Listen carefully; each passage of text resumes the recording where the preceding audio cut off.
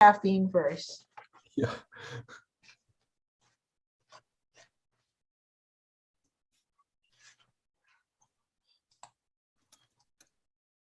Anyone here buzzing now? Mark just delivered new speakers. No buzzing. All right. Thank you, Mark. From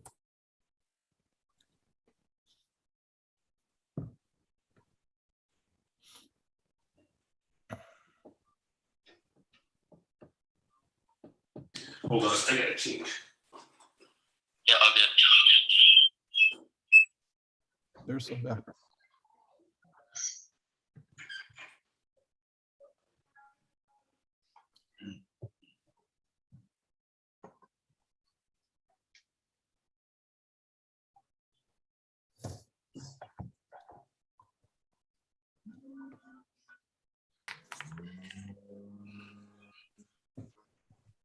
Are we ready on that side? Yep. It's 9 a.m. Okay. Good morning, everyone. I would like to call the meeting to order. This is the meeting of the Hawaii Housing Finance and Development Corporation, dated November 18th, 2021. So let me ask first, Essa, if you could take a roll call to establish a quorum. Today we have directors Don Mende, Gary Mackler, Robert Van Tassel, Melvin Kahele, Carol Ryman, Gloria Chang. Okay, so that gives us a quorum to conduct business today. Before we move into the agenda, I do want to ask if there is any public oral testimony from anyone watching this meeting.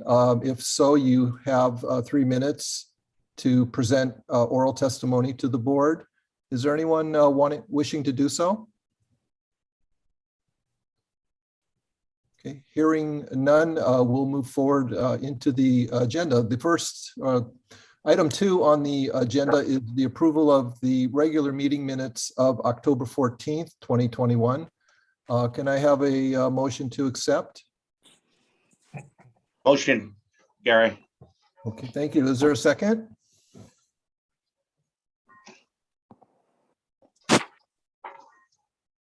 Anybody wishing to second the motion? Second. I'll second. Thank you.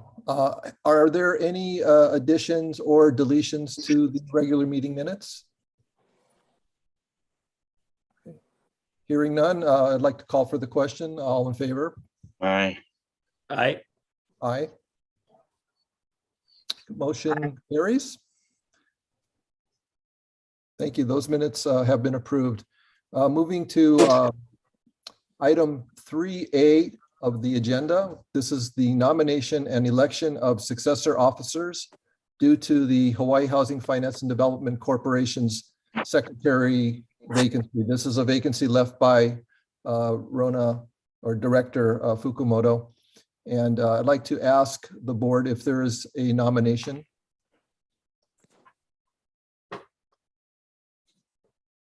Mr. Chair, I'd like to nominate Robert Van Tassel for secretary. Okay, thank you, Don. Is there a second to the motion? Second. Okay. Any discussion, members? Hearing none, all in favor, please signify by saying aye. Aye. Aye. Aye. Aye. Any opposed? Hearing none, the motion carries.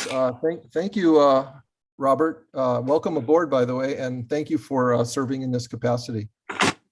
Thank you. It's an honor. I'm humbled and privileged to be able to serve the community in this capacity and look forward to serving with all of you and Director Isari as well and all of her staff and team.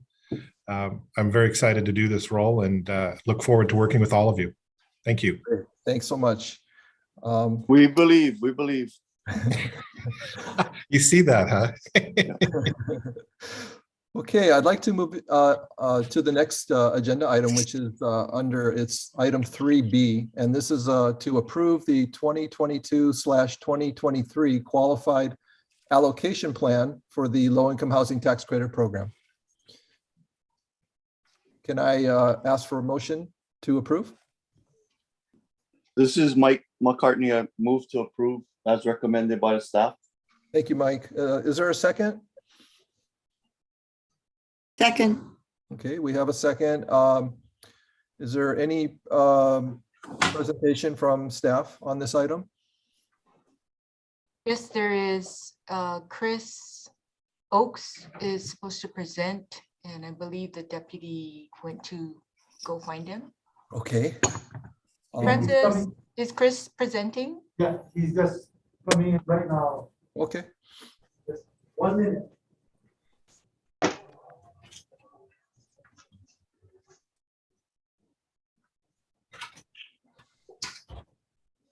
Hey, Gary. Yes, Um, Don. I just wanted to, I think the board members present, I think we have to turn on our cameras, right? Yes, yes. Yeah. Thank you for that reminder, Don. So yes, all board members are asked to keep their video on for the duration of the meeting, unless you must step away briefly. You guys, I'm present. I just, I'll be turning it on shortly. Thank you, Mike. Okay, Chris, take it away. Okay. Your board is ready. Yes. Well, members of the board, Chair Mendy, also wanted to welcome the newest member, Ron Van Tassel. Thank you very much for your public service and being part of this wonderful agency and our efforts in building affordable housing. Thank you.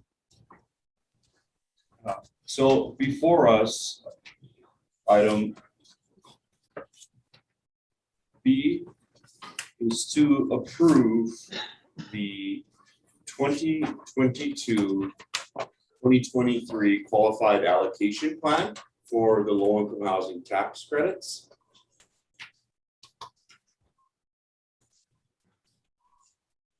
On June 10th, the board did approve proposed amendments to previous QAP, subject to a public hearing, authorize the executive director to conduct a public hearing, and following the public hearing, authorize the executive director to approve a final QAP for the years 2022 and 2023. On July 8th, the board also approved an amendment to the proposed QAP, which would allow for the increase in administrative fees. This is specific to the low-income housing tax credit. Notice of the public hearing was published on the 23rd of July. And this was done in not only the respective newspapers, but it was also on our website. The public hearing was held on the 27th of August. Reports of the testimony received are available and were presented to the board at last board meeting in October. What we'd like to point out is the tentative timeline for applications. This would be item E in the for action. We're going to continue with December 7th as the date whereby which applications will be made available to the public. We did want to make a correction whereby February 16th, applications will be due for low-income housing tax credits. So there's no differentiation between the 9% and the 4%. We are saying that applications are due on the 16th. We anticipate making recommendations and presenting to you for 9% awards on the 9th, June 9th board meeting, and then subsequently for the 4% the July 14th meeting. Again, I'd like to note and to strike that applications for federal and state 4% low-income housing non-volume cap will be accepted year-round. We are striking that. So they are due on the 16th, and there is a single round. Recommendation of staff is that the board of directors approve the 2022-2023 qualified allocation plan, as well as authorize the executive director to take all action necessary to effectuate the purpose of this for action. Thank you. Board members, are there questions for staff on this agenda item?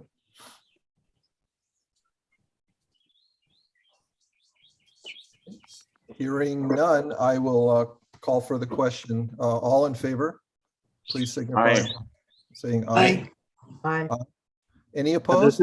This is Mike McCartney. My video's not on yet, but I vote aye. Okay, thank you, Mike. Any opposed? Hearing none, the motion carries.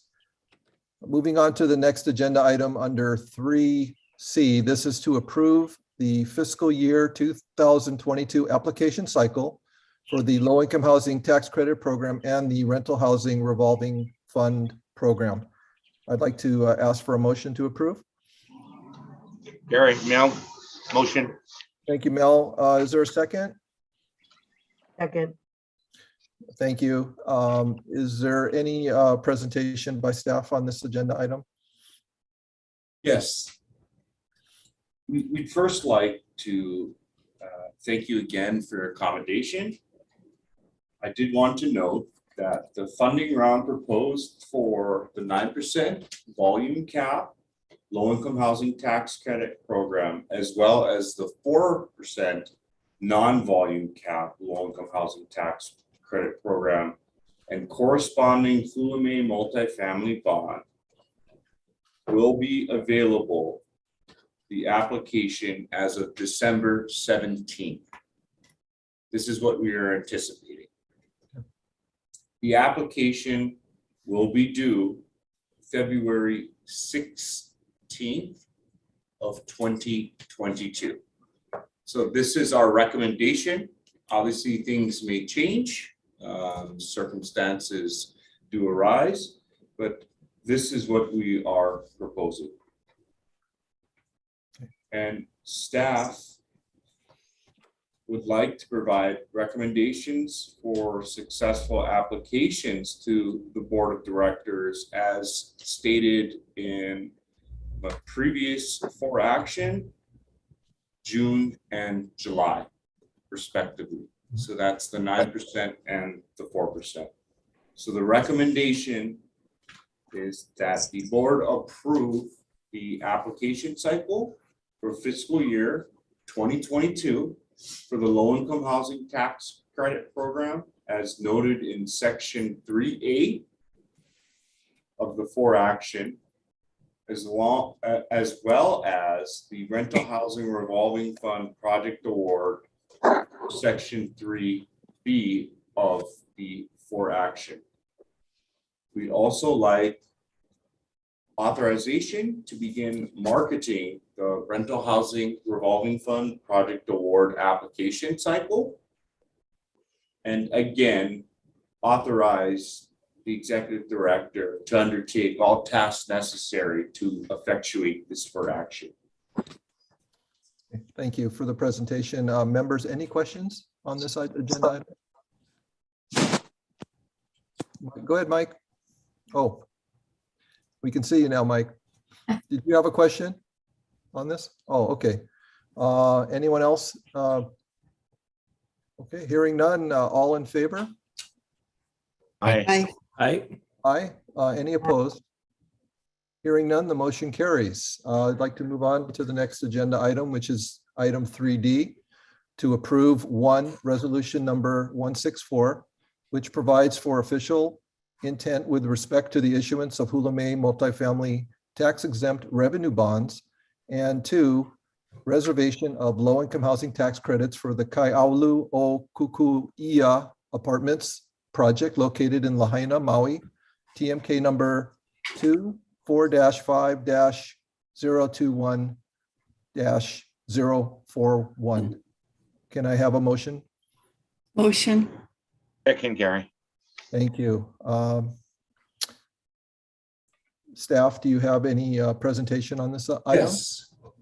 Hello again, board. Thank you. This is for Kaiaulu o Kukuia Apartments located in Lahaina, Maui. It consists of 200 units. We are requesting approval for resolution number 164, which provides for the intent to issue the Hula May multifamily bonds, as well as the reservation of the low-income housing tax credits for this specific project. I have on board, and they are excited to present to you the project and provide you greater detail as to the progress that they have made, and also to create a better vision as to what the project will be offering to these low-income residents in Maui. So Mr. Doug Bigley and Mr. Tom Fisher, if you are available, please feel free.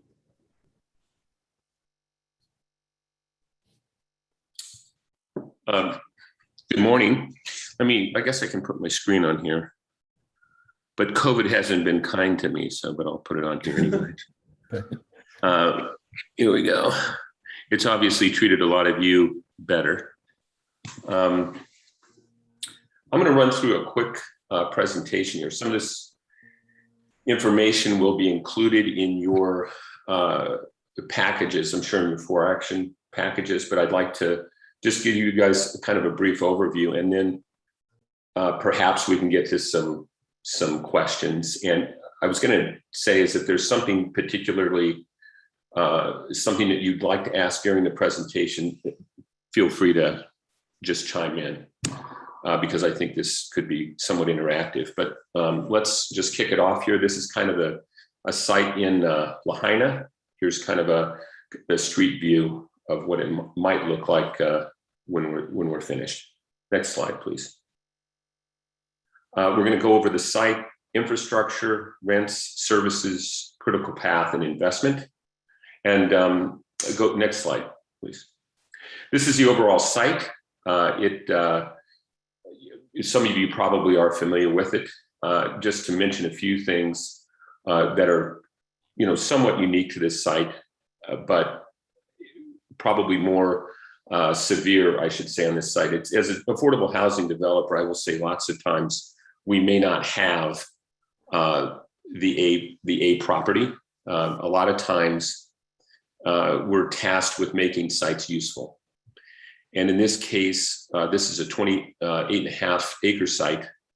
It is very steep. It has many rock piles on it.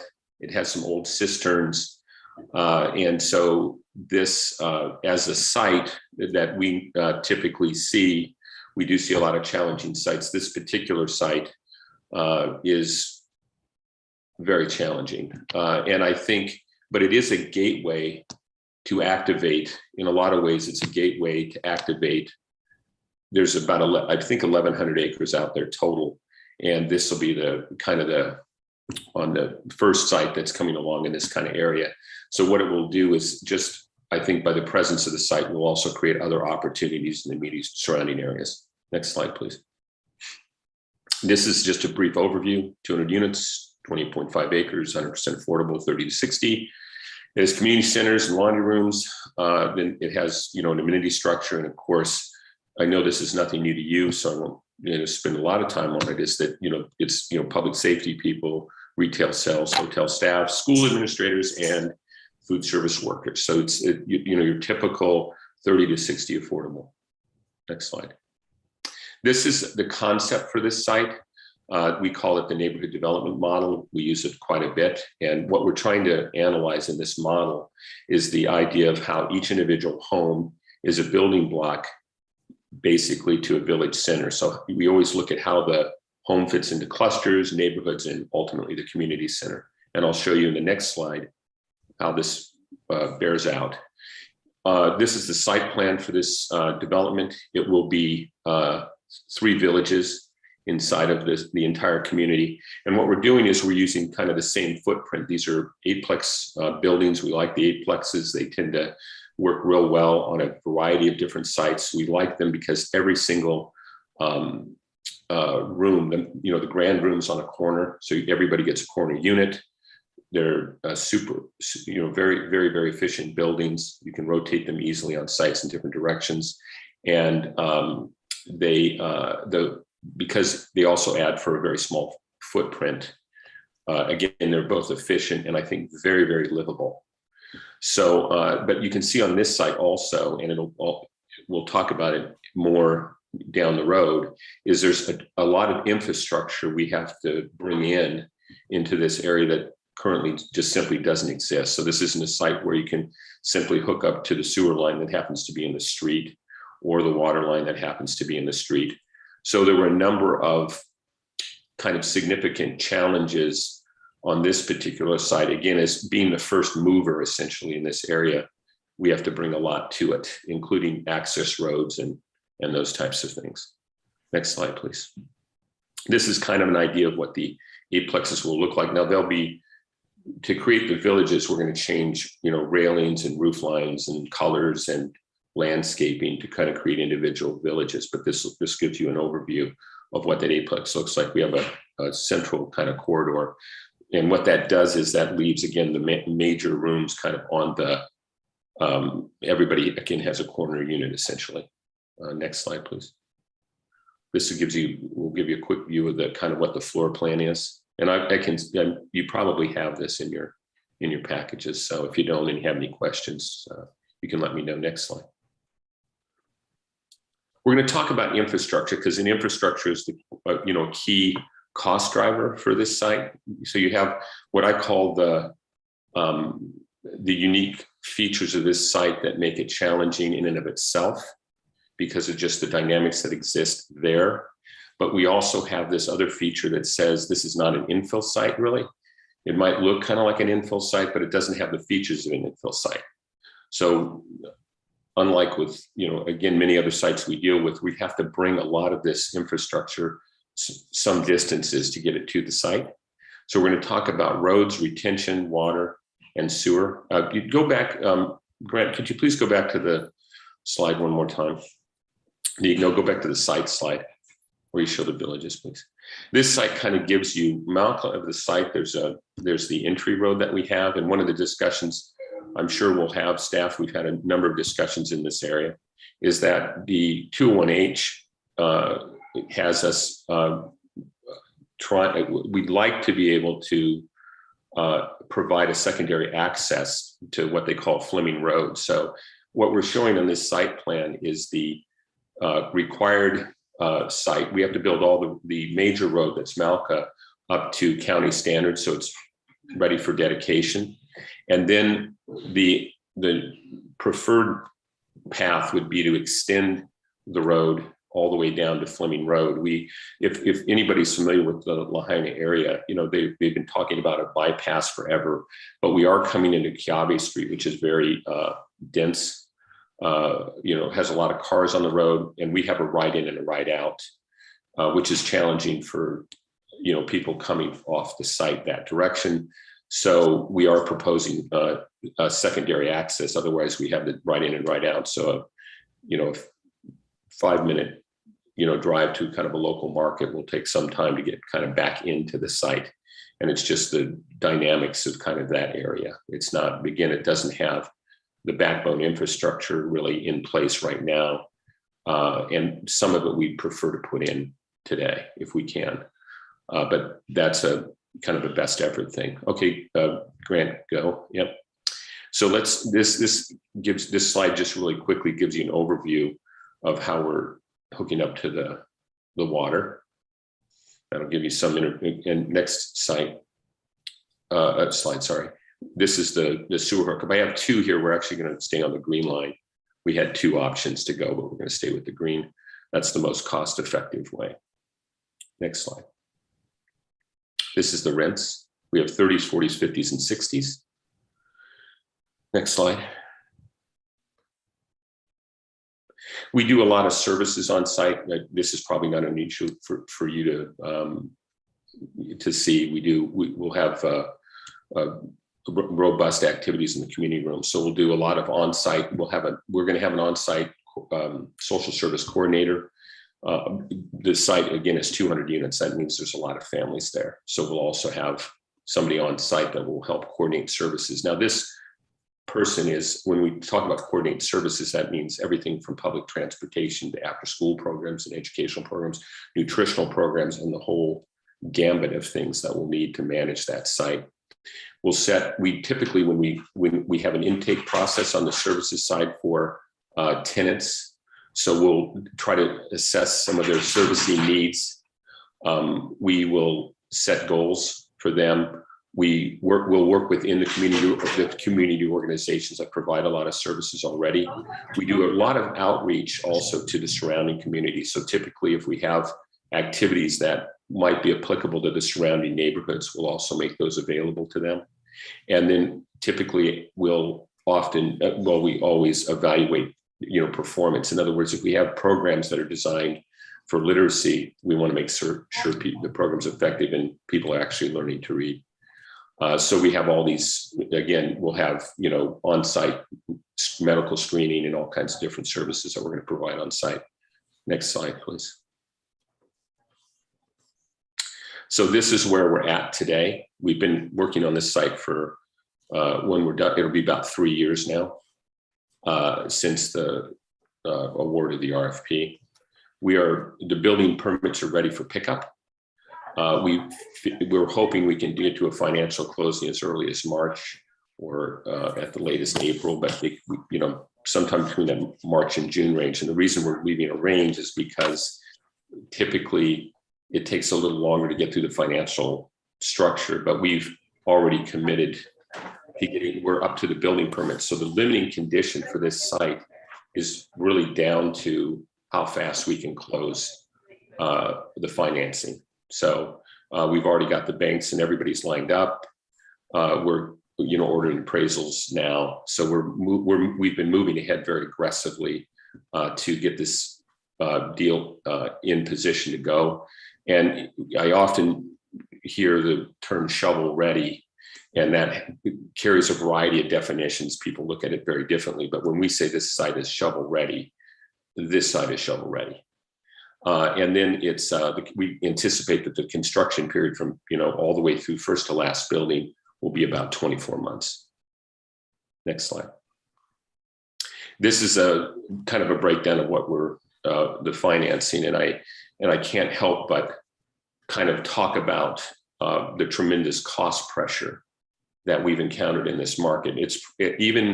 I can go back to the Great Recession, and we did a number of projects during the Great Recession. This is the largest movement, I think, or difficulty with just, escalating costs we've ever really encountered in the marketplace at any given time. And it's a variety of reasons why we have that, and particularly in Hawaii, it's exacerbated by really the full employment there, those small, relatively small labor pools. We do everything, on island. And basically in Hawaii, it's all local labor. And so, we're in those markets, we don't import anything. But because of that, in addition to, and everybody's feeling the pressure, don't get me wrong, but that market is particularly sensitive to it. And it works a couple of different ways. Is you had a somewhat of a small shrinking labor pool, certainly through the COVID crisis. But in addition to that, as you pour more stimulus money into the market, people have alternatives. So, and sometimes we're a victim of also the fact that we're a heavily regulated industry, and it's challenging for the contractors as well, because when we have them work with us, they're going to take on a lot more paperwork and effort. So sometimes we're not their first choice. But just to get down to cost escalators that we've encountered, particularly related to this site that are unique within your packages, we have done, I think, about 2 or 3 different memos on this, but we have unique site conditions out there, very unique. We have infrastructure challenges that are in combination with the site are unique, because we're bringing a lot of stuff in, and a lot of stuff we'll do out there will ultimately benefit future development. But the first guy going has to do it because we have no choice. And so the guy downstream will benefit from, he should benefit and be lower because of what we're doing on our side to bring things in. But again, we have no choice.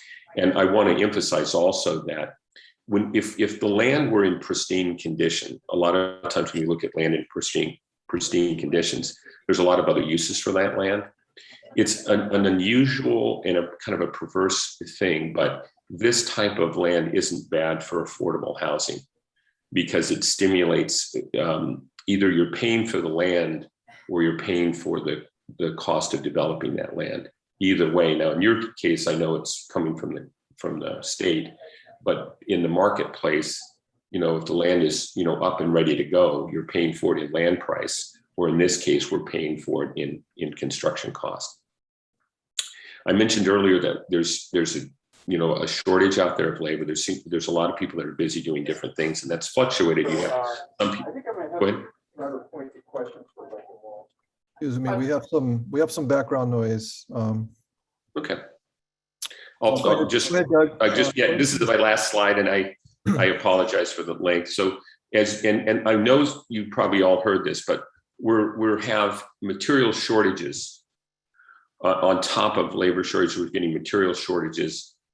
We're getting a market response that's very conservative, because what's unusual to this circumstance right now is we have bid this site now on the site side twice. We bid it on the vertical side once, and the contractors are unwilling to hold the prices. Most contractors will only for 30 days. Other ones will hold as long as 60 days. That means every time, because of the length of the financing model, unlike I used to have people that would predict the price out into the future and we could at least lock in a price.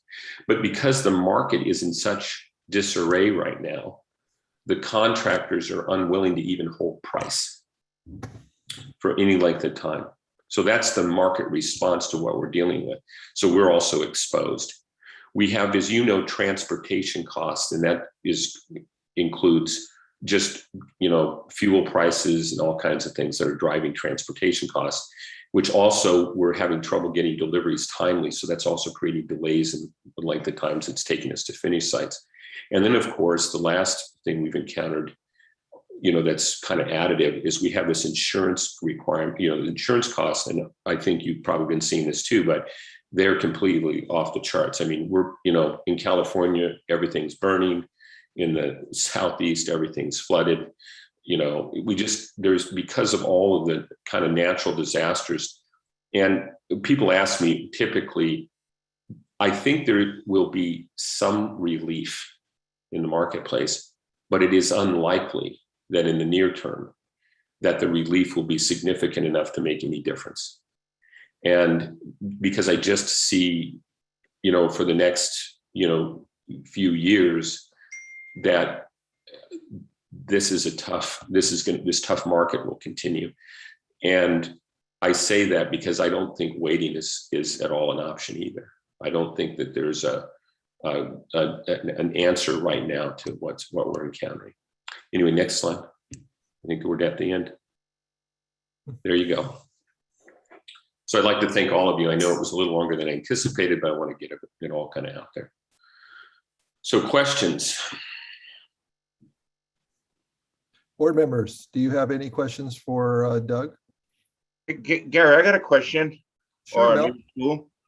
Doug, you mentioned about labor shortage. Are you referring to labor shortage here in Hawaii? Or Yeah, because like we bid, just to give an example of that, when we bid the site work, we wanted to start, with one is we're limited in this, the size of the site. So you might have 3 or 4 qualified bidders that we, GCs, but out of that, we lost 2. And one just simply said, I can't bid, I'm just too busy. And then all of the bidders typically go to the same subs. So you don't really have the same dynamic you would have in a deeper market where we are, like on Maui. You have a certain number of subs that are all bidding the same bidder. You know what I mean? Does that make sense? So it's not a broad-based bid usually. Yeah, well, you know what I mean? Yeah, well, not all of the generals go to the same subs. Yeah. I like when you use a term, you're going to use all local labor. And then the generals that you're referring to, is it local generals or is it local generals, local labor? Everything's local. Okay, yeah, you didn't. We've never done it. We've never done it any different. Yeah, it's not listed in the 4 actions, so I figured to ask. Okay. And I just want to add one point to that. For us, historically and just in general, trying to even import or do anything like that, the local knows what they're doing. That's rock out there. Well, you probably know this. It's just they know the rock. They know at least they know what they're doing. You know what I mean? They've built it too many times. Yes. Thank you. I'm just saying. Thank you very much. All right. Yeah. Thanks. Thanks, Aaron. Thanks. Any other questions, members? I have a question. For Doug, please go ahead. Thank you. Okay. Hi, Doug. Good to see you again. Good Glad to see you. See you're doing another project on Maui. Yippee, we really need it, the housing. I just had another question that ties into labor. Will you be using unions? Yes. For the labor? Yes. Yeah. Okay, that's great. Okay. Thank you so much, Carol, for asking that question. Yeah. Thank you, Carol. Thank you. Other questions, members? I got a question here as a new guy. Go right Hi, ahead. Doug. Hi, how are you? I'm good, thanks. Just a couple of questions. I get what you're saying about the site work, and it's kind of a trade-off between that and the land value. So my question here would be, in your previous experience, what would you expect site work to be as a percentage of cost? So I'm looking in particular at letter E, the proposed project budget and use of the funds is as follows. And you give a percentage of the total, and site work in this case is 20%. What would you expect to see in a typical project? I'm sorry, it's Robert.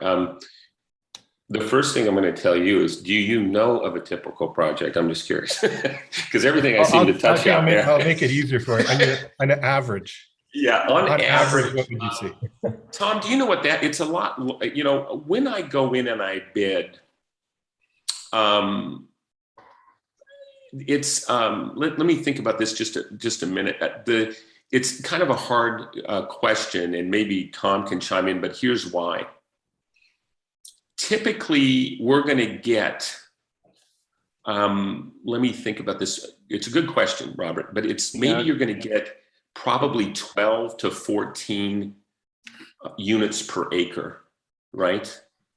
And so on the same site, right? This is a very low density site. So it's probably 30 to 40%, maybe 30% higher, 40% higher on this site. Because not only do you have the grade of the site, you also have the density on the site, right? Where when you're doing, apartments, you might be in Hawaii, like out, on the mainland, I might get 16 to 20. And if I get 12 to 14 out there, I'm doing pretty good because all the site, if you're building on a hillside, and this one is probably 8 to 10. So I would say you're looking at probably 30 to 40% more on the Yeah, site. Doug, can I jump in here real quick? Mhm. That was Robert. You had the question, right? Correct. Mhm. Thank you. Just let me give you a couple quick comparisons. I want to go back on the slides for a minute, but for example, on Maui, over in Kihei, we just completed a 120 unit property on 9.6 acres. It was roughly 12.5 units per acre, right? This property, we're at 7 units per acre. That's kind of what Doug was sort of getting at with this conversation, right? We're much less dense on this property than kind of the average property, right? And Grant, can you go back to the site plan? And Tom, while you're talking, I just want to, this is again, a really good question. But what I wanted to tell Robert is the reason it's so dense, less dense, is because it's a trade-off between, we looked at a smaller site, but what happened is we had retaining walls on site that were like 18 to 20 feet. That's how far that site drops. Yeah, that's what I was going to get to. If you go to the aerial, Grant, I'm sorry, clear back to the aerial. So we start with this aerial here from it. If you see where it says Kiawe Street, right? Just as a point of reference, it's really hard to do on these aerial photos, but the difference in elevation between Kiawe Street and you will be turning down that new road that Doug mentioned we're building. That road is actually 22 feet lower. I'm sorry, the Kiawe Street is 22 feet higher than the first building's grade. So that's just if you think about that, that's a huge difference in elevation, right? And as it traverses toward the bottom of that slide, you're going toward the ocean. So on the Mackay side down there at the bottom, you'll notice just outside of the red line where Kapunakea Street is, that's actually a private parcel of land. I'm going to talk about that in just a minute. So in terms of things more unique as compared to the average site, right? You'll see those kind of really 3 areas that are sort of shaded differently. Those are 2 rock piles and a cistern. Again, not something that we would typically see on an average site. Also, there's no water, there's no sewer on this site when we started. And Grant, if you could go to the forward ahead to the couple of slides here to the hole right there. Yeah. So as Doug was suggesting at the top there, that new public road, again, we're coming from Kiawe Street. That's going to reduce elevation 22 feet, carry across the Malka side of our development.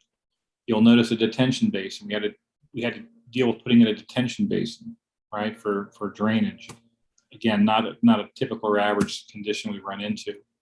Those 3 different villages that we're talking about, as Doug suggested, initially we were trying to work this site on about a 12-acre site from memory. It's been 3 years, but as Doug mentioned, those retaining walls, because again, as you're looking from the top of this slide to the bottom, you've got about anywhere from a 10 to an 18% grade. 18%, anything over 15% grade is very, very extreme. So that site, again, because of the fall off we have as you go down to the Mackay side of the site, again, not a typical or average condition. Also, if you look at the bottom, you'll see where it says a 50-foot drainage easement. There's kind of a red line going down to a utility easement. Yes. There's also a little to the right of that, you'll see where it says proposed pedestrian connection to Kapunakea Street. We had to work, again, another detention area down there we had to work with. But as we looked at this site and tried to give our best efforts as we were required under 2-1H for the County of Maui to get the site livable and workable, we had to deal with that private parcel I mentioned on the other side. So we have an easement across the private parcel to now allow pedestrians to get access to Kapunakea Street, allow the site, we were able to work with DEM on County of Maui to attach to their sewer system. Again, that's not a typical condition on an average site. So there's lots of things like that we ran into. The other thing on this slide over to the right, kind of hard to see with this scale, but You'll see where it says pedestrian access to Kiave Street toward the bottom. We actually are putting in a bike pedestrian path sidewalk for both pedestrian and bike traffic to get down the hill. Again, not a typical condition we would normally see. If you could go ahead a couple slides here to the. Hey, Tom, I think we're going to need to move it on. My question was just trying to get at, and maybe I could have directed it to staff as well. What's the typical percentage for site? And I think what I got out of your answer, Doug, was that it would be somewhere around 14 to 15% of the total versus 20%. I think you're, Robert, I think that I just did a little quick calculation. I think that's about right. Okay, great. Thank you. 14 to 15. And I guess, do you have another question, Robert? I do. If that's okay, may I keep? Sure, absolutely. Okay. My other question is on a per unit basis, it looks like we're, if I'm doing my math correctly, about 750,000 per unit. Is that correct? Mm-hmm. Yep. My question is maybe for staff, if they have this answer available, what are we seeing as a typical award right now for total development cost on a per unit basis?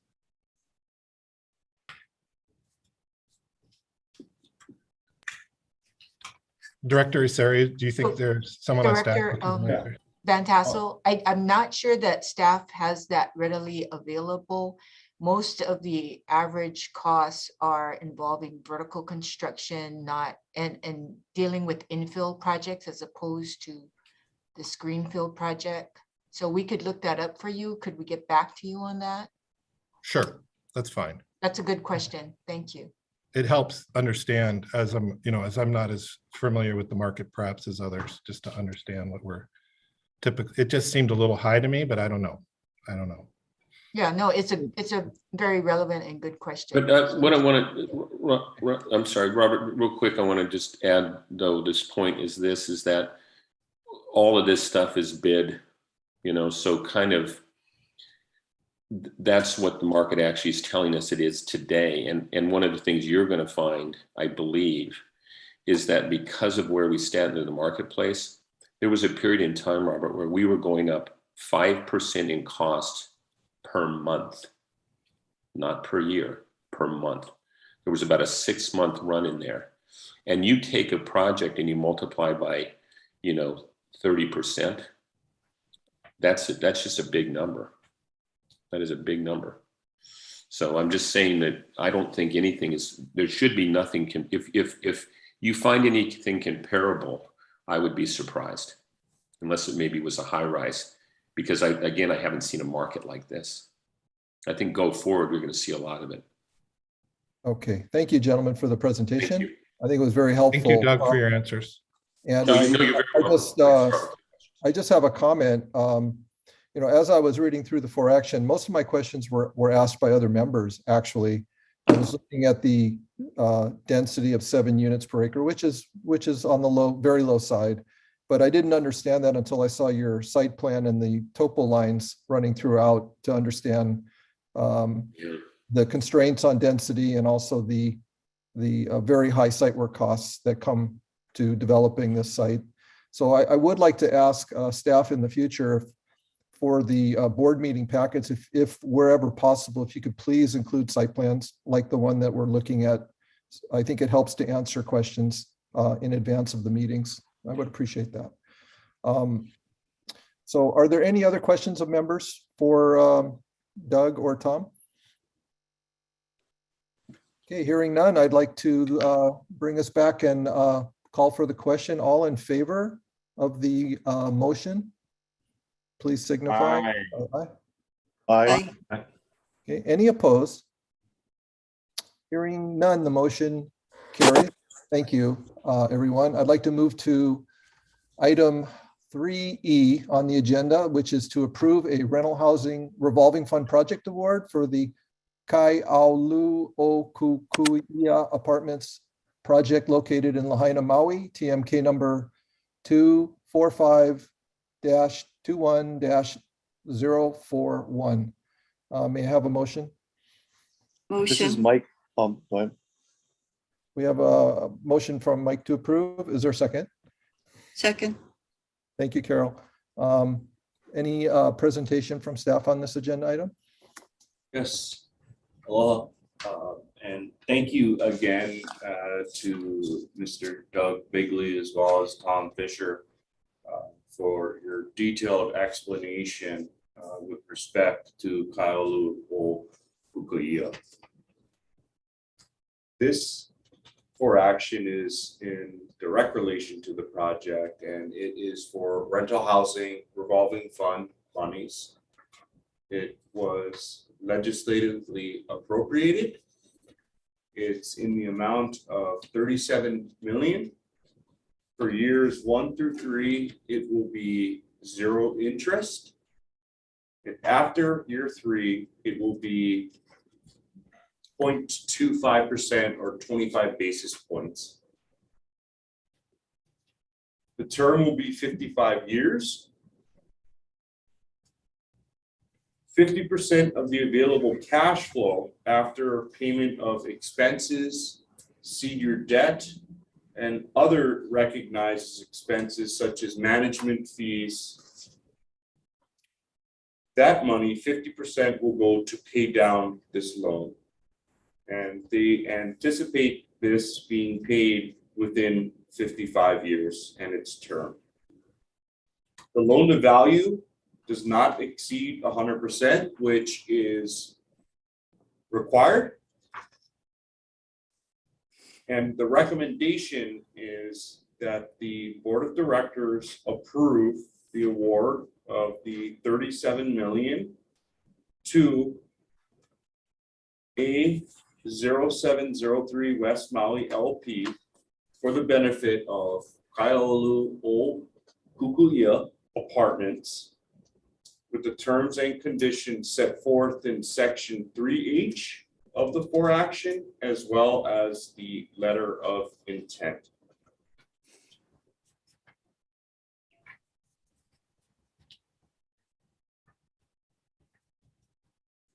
Members, questions for staff?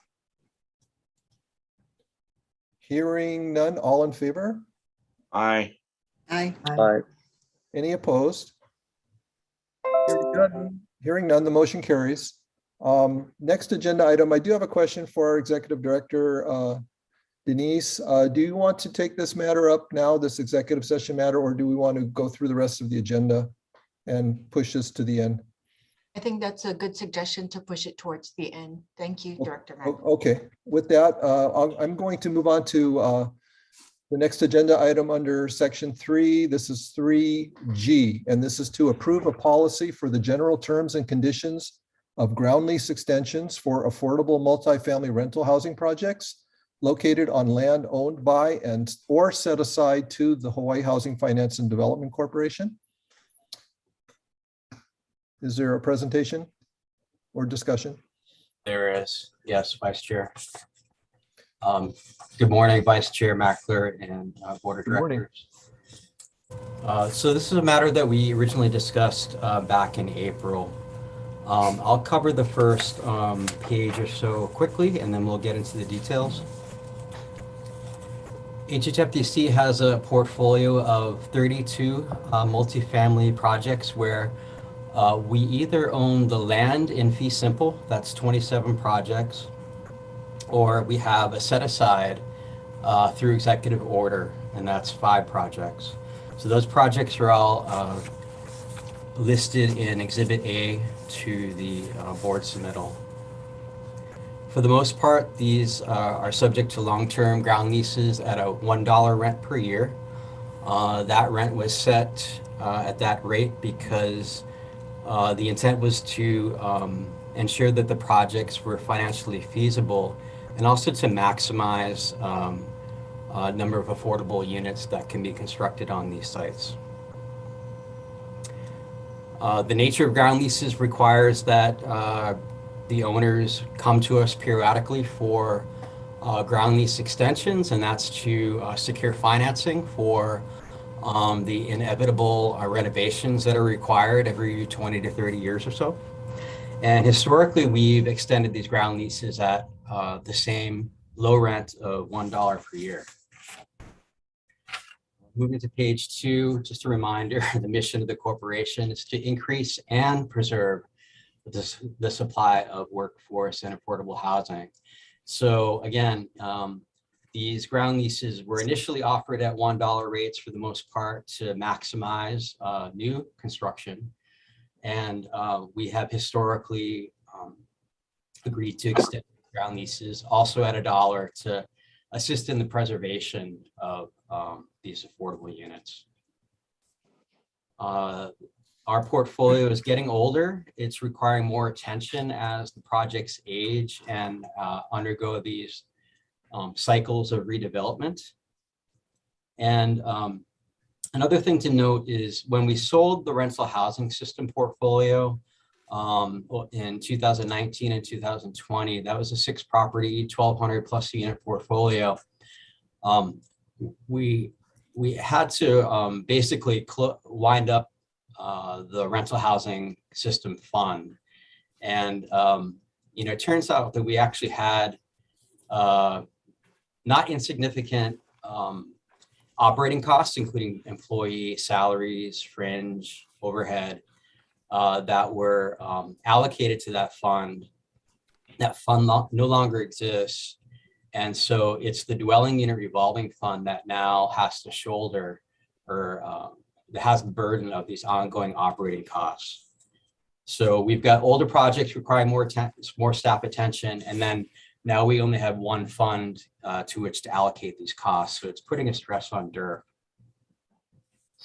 So just getting into section 3B1, by charging a nominal ground rent that is greater than $1 a year, over time we can generate predictable recurring cash flows to help pay for all these costs. Again, salaries, fringe, our rent here, copier leases, all that stuff. We manage 41 long-term real estate agreements today. They're mostly long-term ground leases. We do have a few permits, and we have our space lease here at Poholani. We have an additional 5 ground leases coming into the pipeline. So if you think about the portfolio that we have to spend or spread my time, my colleagues' times over in this section, it's 46 real property agreements.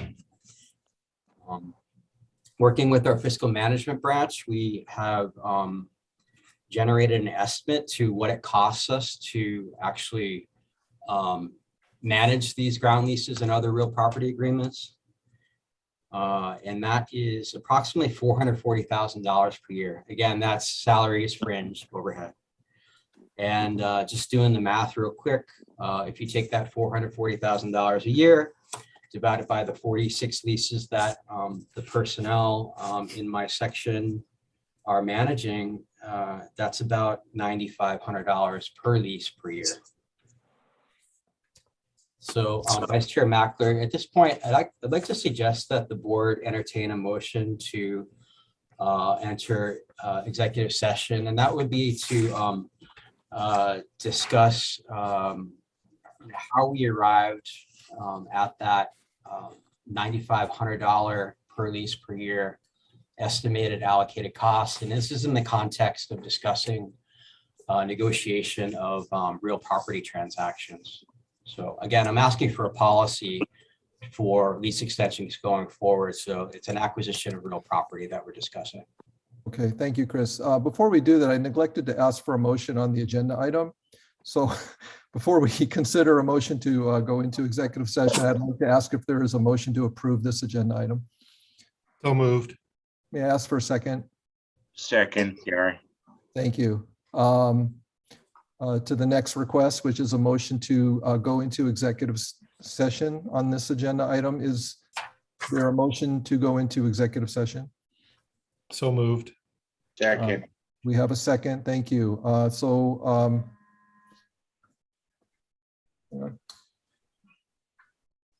I guess at this point we'll convene an executive session, and if you could, Essa, switch us into that mode.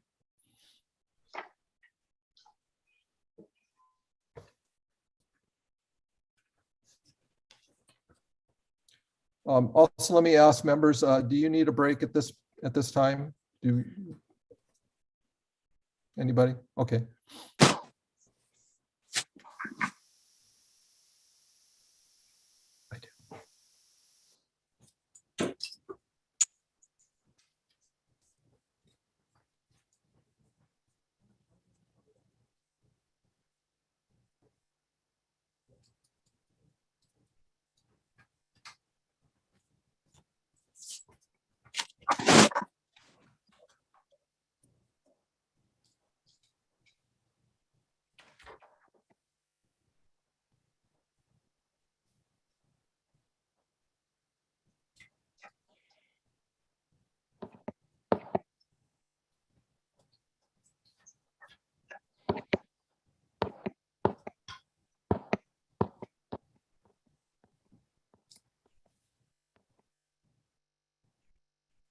Essa, do I need to be moved to?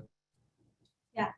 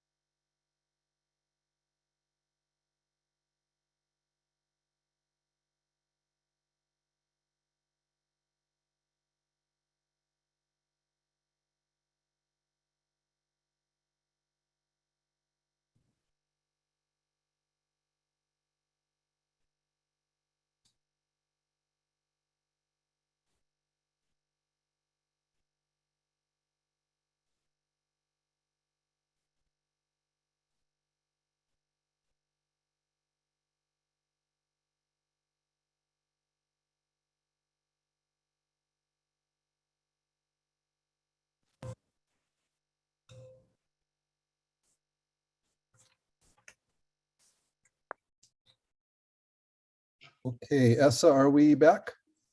Yep. Okay, thank you, Essa. I'd like to ask Chris to please proceed with your presentation. Okay, thank you, Chair. Thank you for indulging me on that conversation regarding our costs. Based on our the presentation so far in our discussion, these are the terms that staff is recommending be implemented as policy regarding project ground lease extension requests going forward.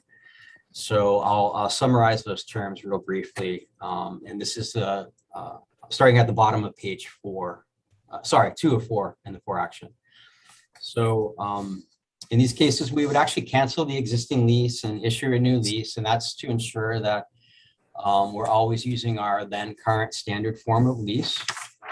2, there needs to be a substantial rehabilitation of the property, and we'll only extend the ground leases in connection with a financing transaction that's required for a substantial rehab of the leased property. 3, affordability restrictions should be substantially similar to the existing restrictions under the existing lease.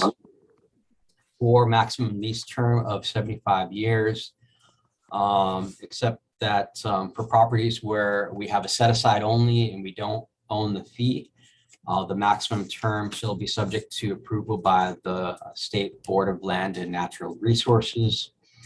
5, we discussed annual base rent in the amount of $10,000 per year, increasing by 3% annually. So $10,000 is the base for fiscal 22.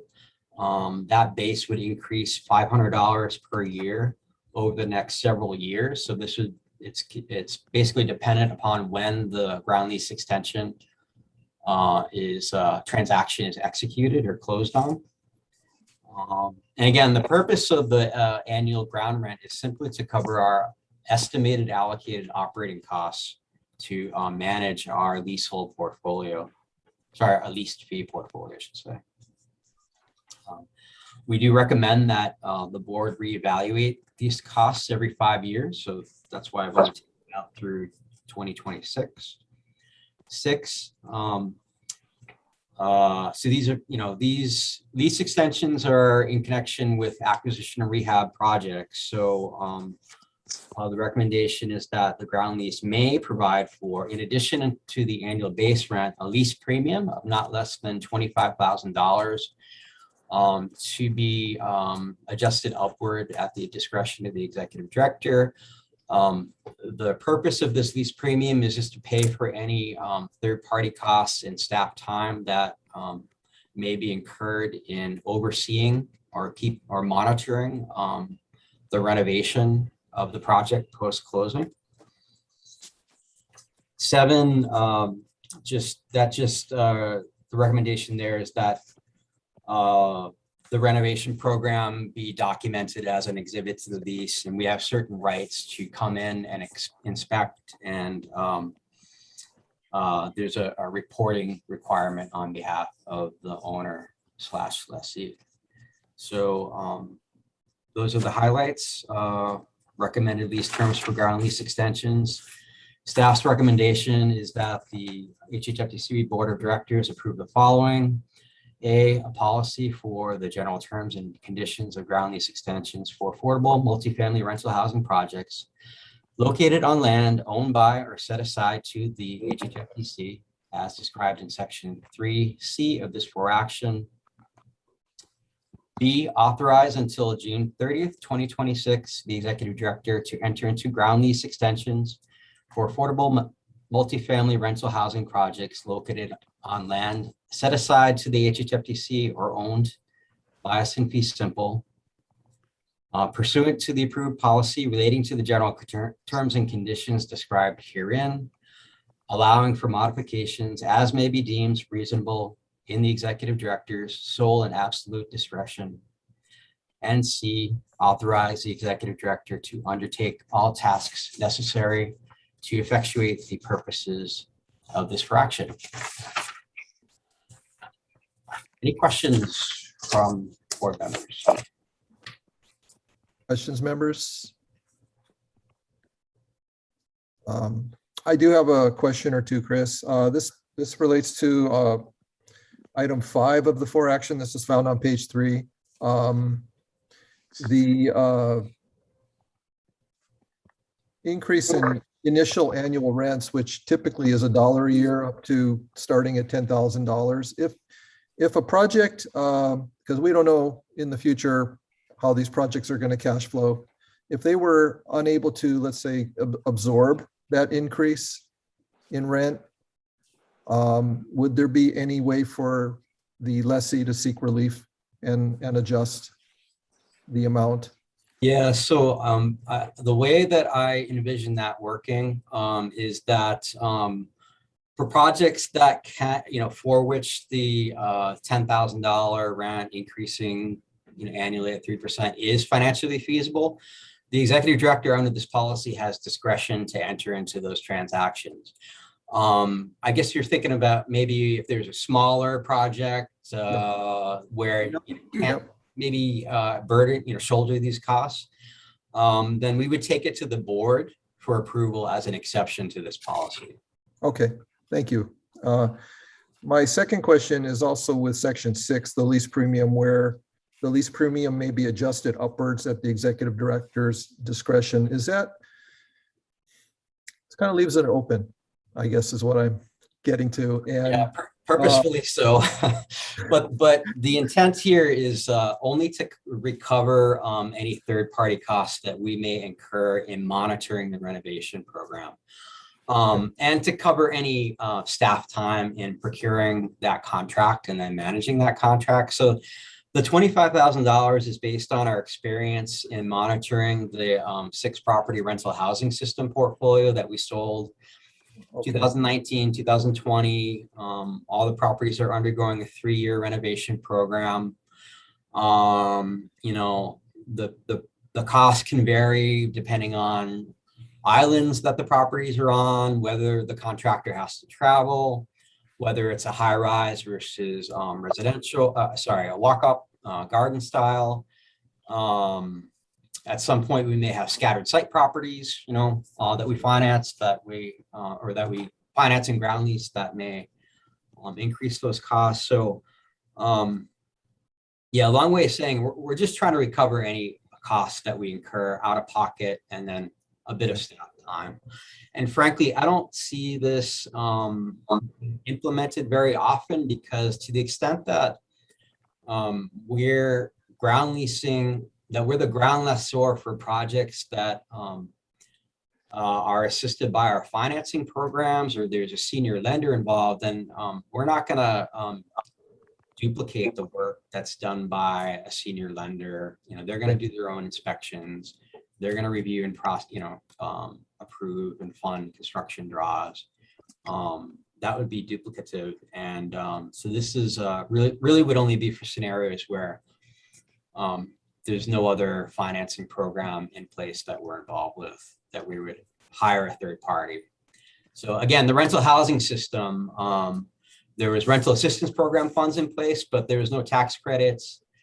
You may recall that was a major, that's a major renovation. That's an $82 million renovation. We picked the buyer, the new owner, in part because they were going to do that extensive renovation. So we wanted to make sure that they're doing exactly what they agreed to do. So section 6 may not come into play for all ground lease extensions. Okay. Thank you. Any other questions from members on this agenda item? Okay, hearing none. All in favor of this policy, please signify by saying aye. Aye. Aye. Any opposed? Hearing none, motion carries. Thank you, Chris. Moving on to the next agenda item. This is 3H. This is to approve 1, the publication of a leasehold sales request for proposals, and 2, the establishment of a dwelling unit revolving fund budget for the Kulia I Kanu'u affordable housing project located in Waianae Kai, Waianae, Oahu. Who do we have today from staff on this? That would be me. Chris. That's Chris. Okay. Okay, so this one's a little more interesting. The Kulia I Kanu'u project in Waianae is a mixed-use project, 72 studio and 2-bedroom rental housing units in 6 buildings. There are 2 ancillary buildings with each has a laundry, one has a maintenance shed, and one has what was originally used as a dormitory for transitional housing. There's a 2-story resource center, about 12,000 square feet of rentable area, heavily demised into private offices on the upstairs, commercial kitchen and preschools on the downstairs level. And then there's a vacant 1.27 acre parcel. This is all located in the Uluvehi subdivision in Waianae. So Uluvehi kind of wraps around the intermediate school across from the small boat harbor. Sure, everyone's familiar with that area. So this project was actually originally called Kahikolu. It was developed by the Hawaii Coalition of Christian Churches in the mid-2000s as an emergency, transitional, and permanent affordable rental housing project. Turning to page 2, you see the financing that was involved in this project. There's no debt on the project. It was all essentially grant monies, think of it as. We took control of this project from the original developer in 2013. No need here to go into the reasons why that happened or how that happened. It happened. We've owned the property free and clear since then. And we converted it to permanent affordable housing from transitional, and we renamed the project Kulia I Kanu. Chris, can I interrupt for a moment? Sure thing. I have neglected yet again to ask for a motion on this agenda item. I'm sorry. So I'd like to ask members, can I have a motion to approve? Motion, Gary. Is there a second? Second. Thank you. Okay, Chris, please proceed. No problem. I guess Sandy's texting you. Sorry.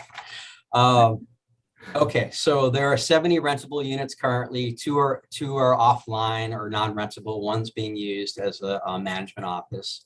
One is a staff unit.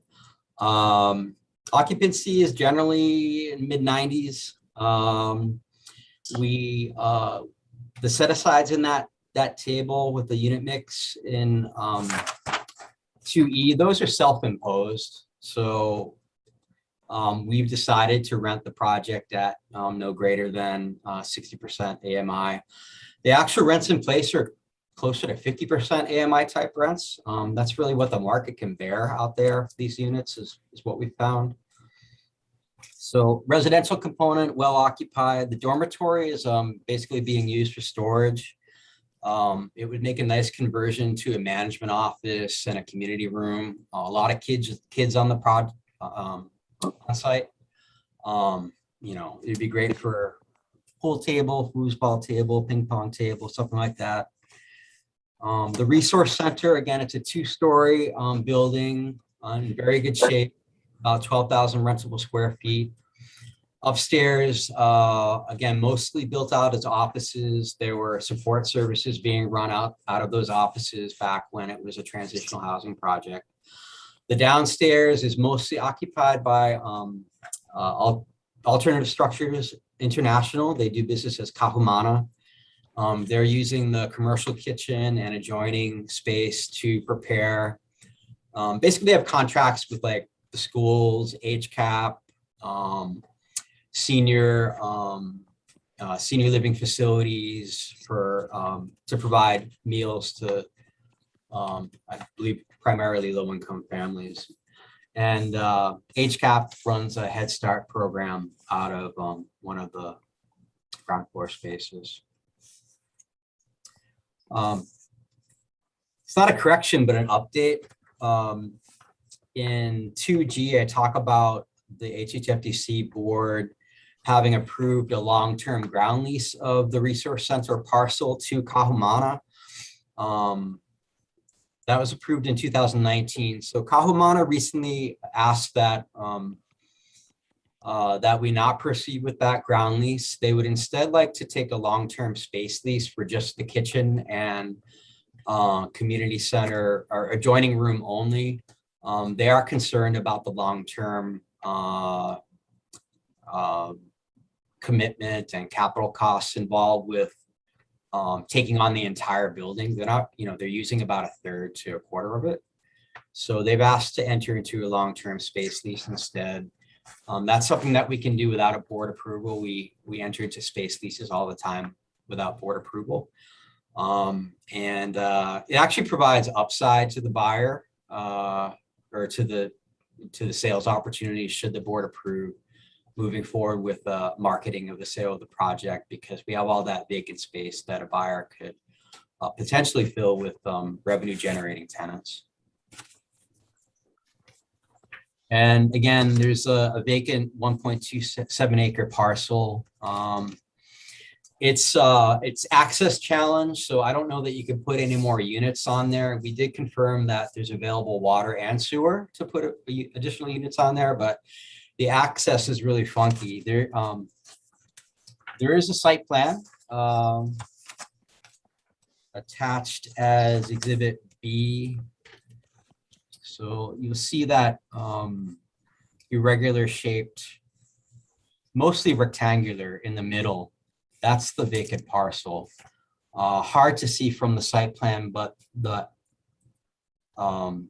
entrance roads to the project are on the top left of your of the page and top right of the page. So to put additional buildings and parking would be challenging. Better use might be playground, community gardens, some other amenity like that. Going back to the bottom of page 3 of the 4 action, we've typically maintained occupancy in the mid-90s over the years. We have been challenged cash flow wise historically.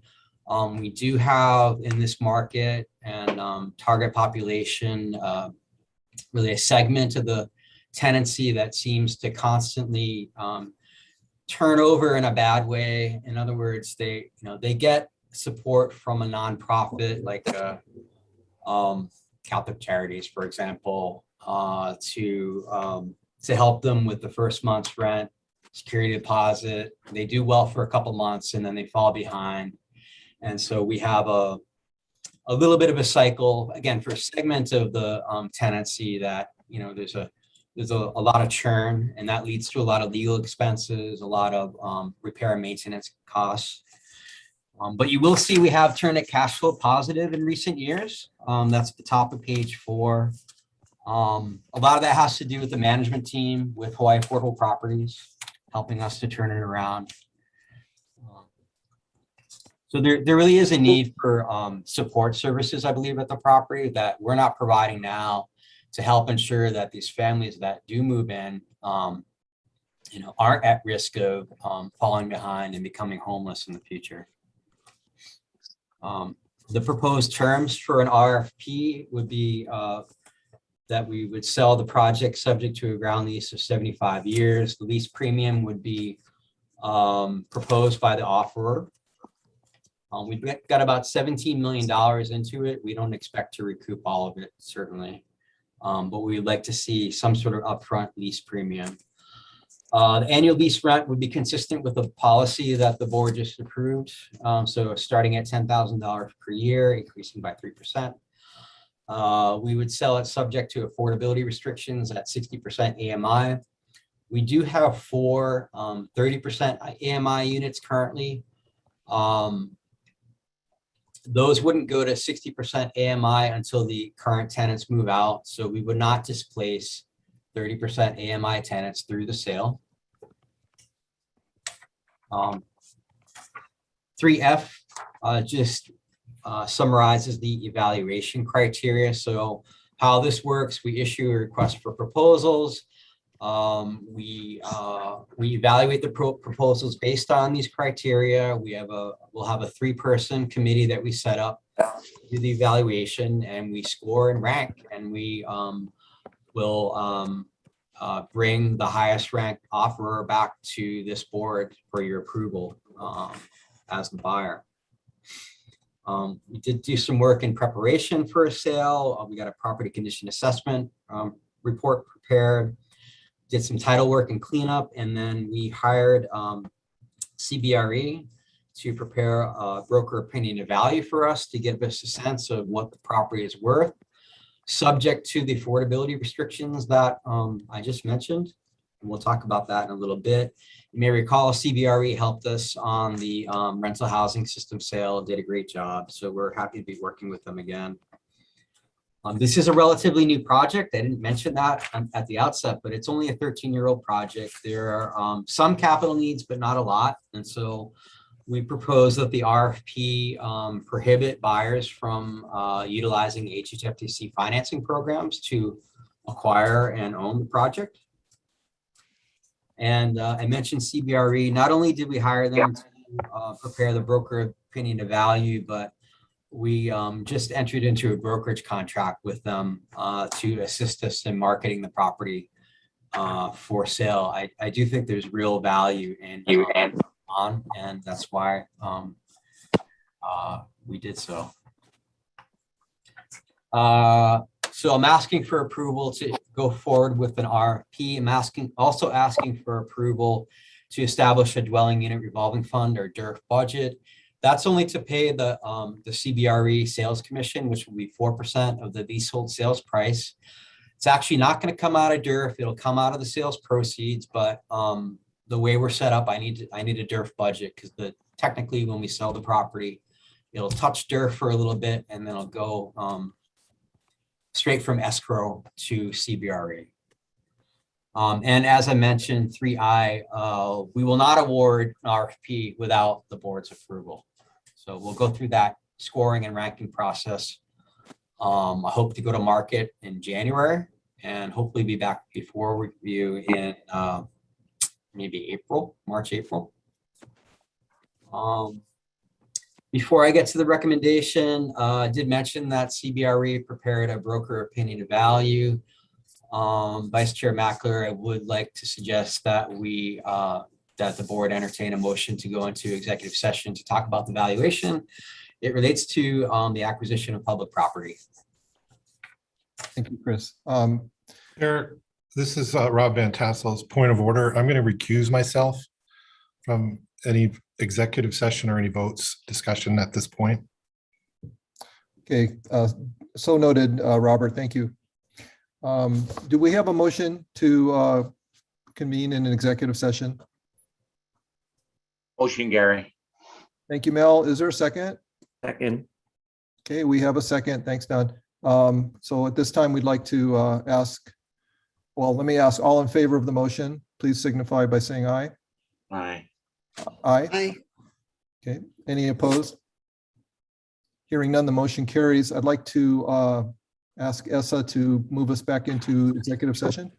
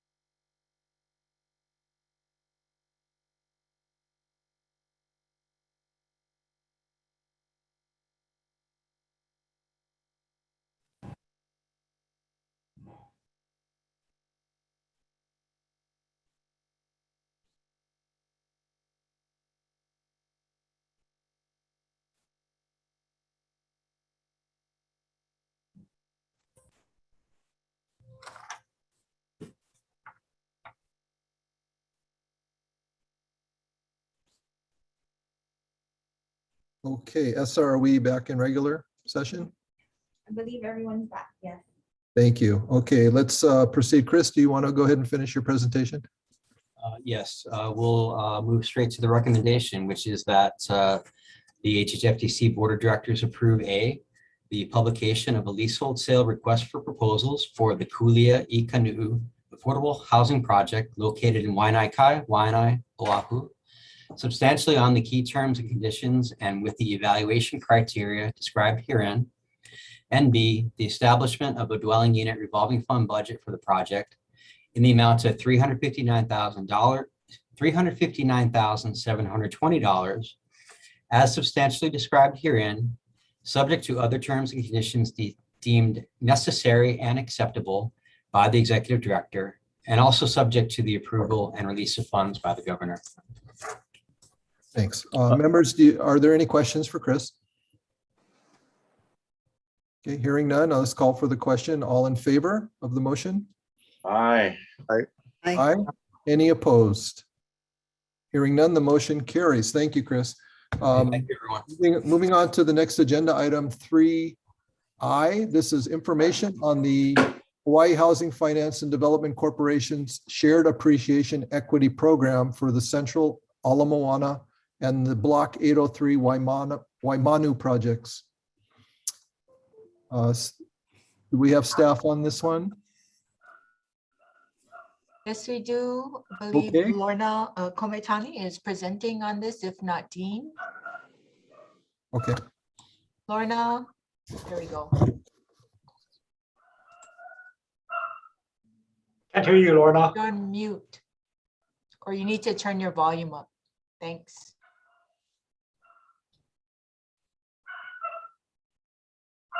Still no. We hear you, Dean. Can't hear you, Lorna. Oh. Lorna, maybe just go to the boardroom.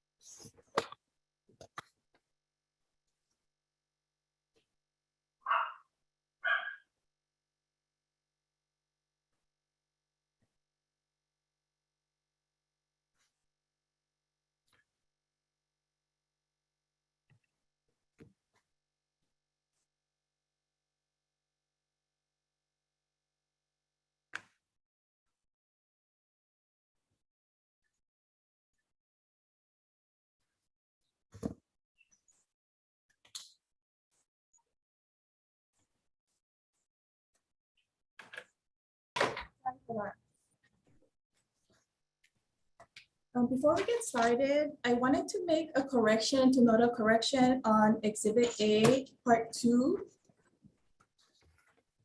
Towards the end, it's the simple interest of 12% on $33,000 for 1 year. Currently, it says $4,296.33, but it should be $3,960 with a total of $36,960.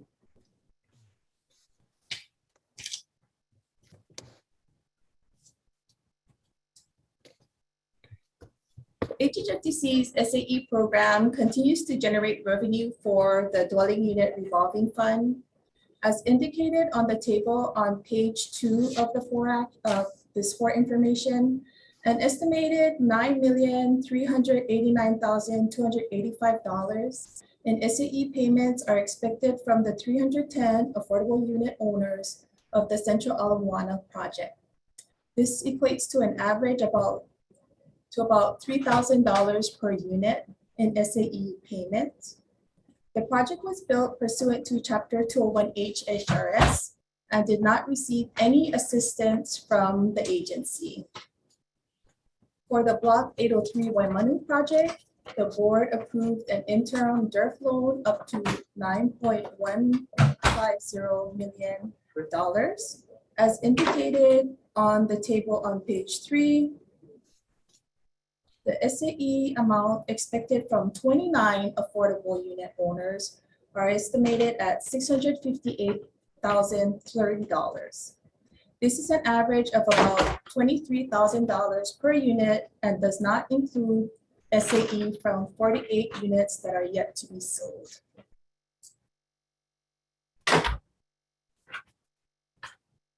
Any questions?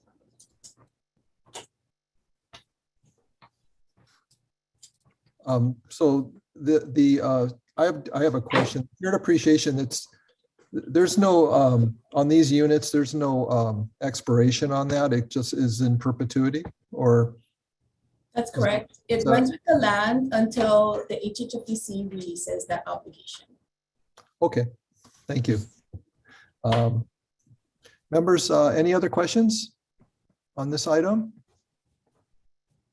Hearing none. Well, thank you. Thank you for the presentation. So at this time, what I'd like to do is move back up to item 3F. And this is to further discussion on the state's private activity bond cap and the impact on the Hula May multifamily tax exempt revenue bond program. I believe we are going to consider this an executive session. I'd like to ask for a motion to move into executive session. So move. Second. Thank you, Carol. There's a second. All in favor? Aye. Aye. Motion aye. Any opposed? Hearing none, we will move into executive session. Essa, if you could please go ahead and move us there. Okay.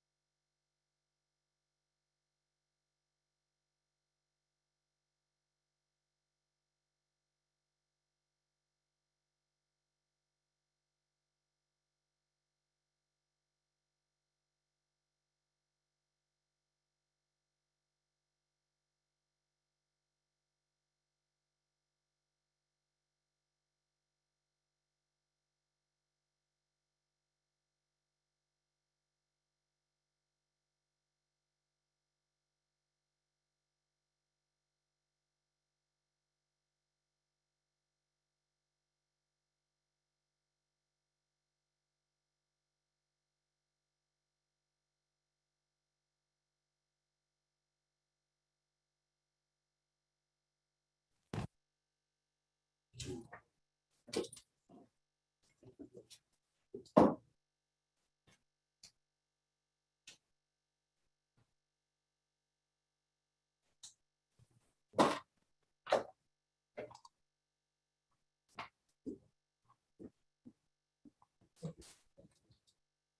we are back in regular session. At this time, we'd like to move to item 4 on the meeting agenda. This is the report of the executive director. Denise.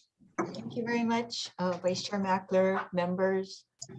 I just have a couple things to report. As far as the federal COVID relief funds arena, the big news now is that HHFDC will not only support budget and finance and the counties, but also administer homeownership assistance funds, or half, as the city has declined their $29 million allocation. In order to receive the funds and implement the program, though, Treasury needs to approve the plan that we submitted in August. It is pending further review of our responses to their questions. Hawaii County and Kauai County have launched their pilot programs. Today we have Janice Takahashi, our chief planner, that might give us a little bit of an overview and update. Janice, are you there? Hi. Thanks, Denise. So with respect to the pilot program, about Kauai and Hawaii have about $4.8 million. They launched it on the 15th. And pretty good news. They're signing up servicers to participate in the program. They've already completed, they've taken in 9 complete applications, so are beginning to review them and enroll them for counseling. So they're very strategic. They're getting off to a start where they want the lender or the servicer signed up first before they can assist the homeowner. So by having the servicer on board, then they can start communicating directly with the servicer to assist the homeowner. So that's where we are on the pilot program. We published the RFP for to administer the Honolulu monies on the 15th. We have a pre-proposal conference this afternoon with people who have registered interest in working with us. So we will move forward as best we can. Thank you. Thank you.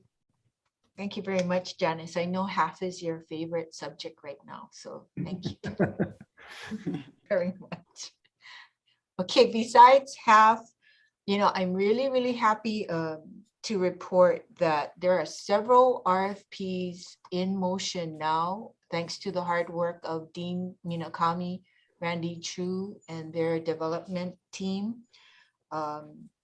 The 3 RFPs, the first one is 690 Pohukaina. Remember that one? It's going to be the first vertical school and affordable housing towers. That RFP was issued this week, correct, Dean? It was just issued yesterday. Yes. So thank you, board, for authorizing that budget last meeting. Do you want to tell us a little bit about that one and then the 2 other RFPs that are in the works? Yes, the 690 Pohukaina RFP, we're looking for a developer to establish a site plan for the parcel, which incorporates both the housing and a vertical school. So we're working closely with DOE on this RFP. A notice of intent to offer or to submit a proposal is due by end of this year, and the proposals are due in March of next year. So we hope to have a developer on board by the second quarter of next year. The other 2 RFPs that we plan to issue next year are for the northwest corner, hopefully, and the Kahului Civic Center site on Maui. The northwest corner is a site where the veterans home is being built. There's about 20 acres available for development. What's been holding back development so far is sewer capacity, and we're working with the city to determine how much sewer capacity we have there. We think that at least 400 homes, if not more, could be built on that site, in addition to about 150,000 square feet of commercial space. We're looking at a mixed-use development of that parcel. The Kahului mixed-use complex is a joint venture by HHFDC and DAGS. We will be issuing the environmental assessment in December next month or in January, and hope to wrap up the EA process in the first quarter of next year, after which we will issue the RFP. And we think that, well, the master plan right now calls for at least 300 homes. So we'll be, once we issue the RFP, we'll see what the developers propose. Thank you very much, Dean.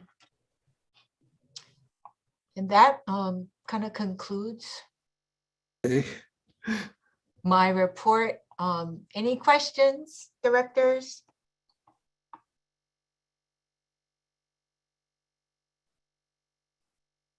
Sound like No, if- question. Carol, do you have a question? Question? Oh, no, sorry. Okay, if there are no, go ahead, Yeah, Denise. If not, I just wanted to wish everyone a really happy Thanksgiving. I'm so thankful for this board and your tremendous support, you guys. I'm gonna thank you in advance for your support as we gear up for HAF. You were there for us for the rent program. You know what we went through. It's gonna be double that for HAF. So thank you very much, everybody, and happy Thanksgiving. Thank you, Denise. Well, I think that brings us to adjournment. I'd like to ask for a motion to adjourn. So moved. Is there a second? Oh, we have a bunch of moves, motions. And we have a second. All in favor? Excited. Aye. Aye. All right, everyone. Thank you so much. Thank you. Bye.